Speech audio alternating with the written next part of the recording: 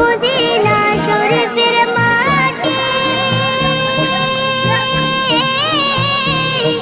আমার চোখে মুখে বুকে মাখিও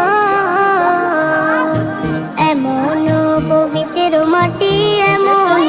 পবিত্র মাটি আমার নবীর রওজায় তোমরা যদি যাও মদিনায় তোমরা যদি যাও মদিনায় ইয়া রাসূলুল্লাহ ইয়া হাবিবাল্লাহ ইয়া রাসূলুল্লাহ ইয়া হাবিবাল্লাহ